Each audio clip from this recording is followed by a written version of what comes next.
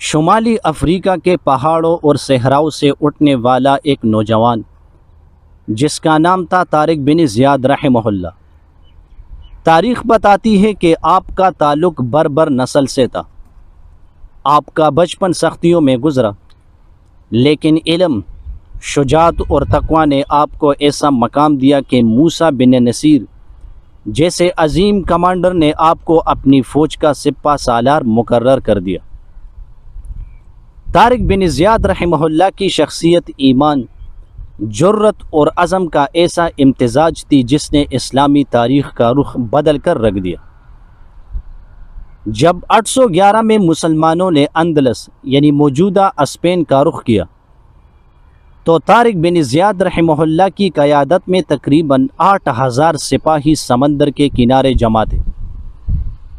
طارق بن زیاد رحمہ اللہ نے ایک رات سمندر کے کنارے آرام کیا اور ایک روحانی خواب دیکھا۔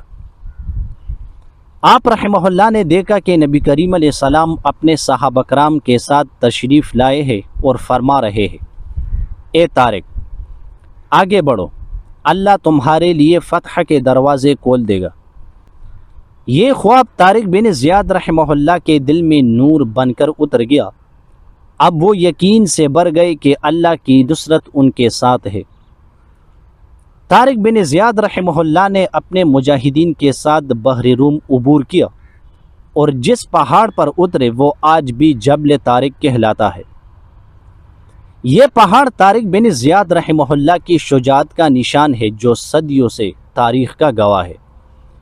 لیکن جیسے ہی سپاہی وہاں اترے تو ان کے دلوں میں خوف پیدا ہوا۔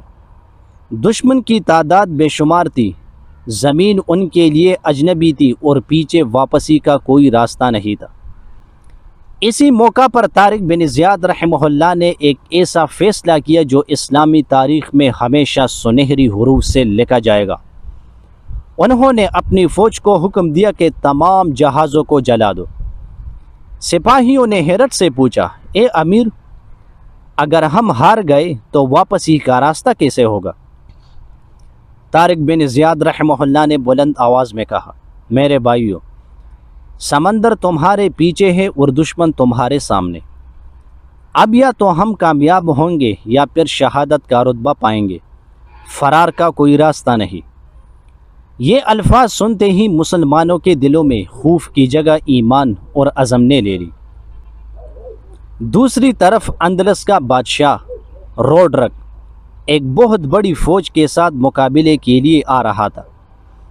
اندازہ ہے کہ روڈرک کے پاس 1,00,000 سے زائد فوجی تھے، جبکہ طارق بن زیاد رحمہ اللہ کے پاس صرف 7,000 مجاہدین تھے۔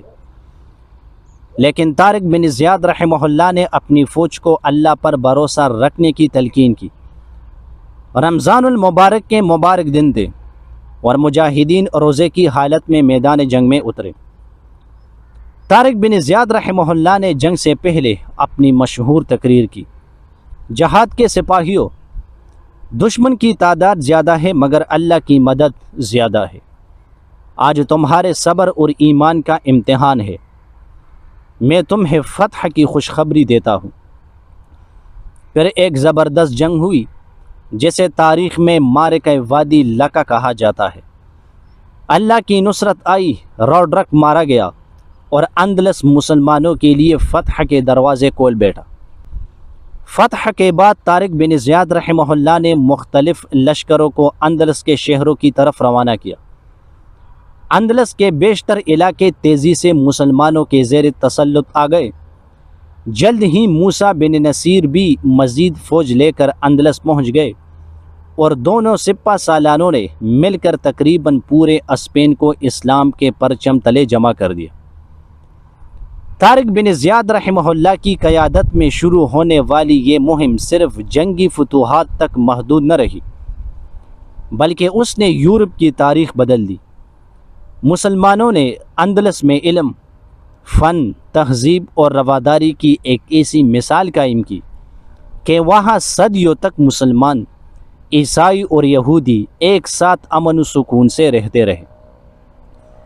اندلس میں مساجد، لائبریریاں، درسگاہیں، ہسپتال اور سائنسی مراکز قائم کیے گئے۔ یہ وہی دور تھا جس نے یورپ کے اندھیروں کو روشنیوں میں بدل دیا۔ طارق بن زیاد رحمہ اللہ کی زندگی میں ہمیں یہ عظیم اسباق ملتے ہیں۔ ایمان پر بھروسہ، دشمن کتنا ہی بڑا ہو، اللہ پر یقین ہو تو فتح یقینی ہے۔ قربانی، اپنی جان، مال اور وطن کو چھوڑ کر دین کے لیے نکلنا۔ علم و تہذیب کی بنیاد، فتح کے بعد صرف زمین نہیں بلکہ دلوں کو بھی جیتنا۔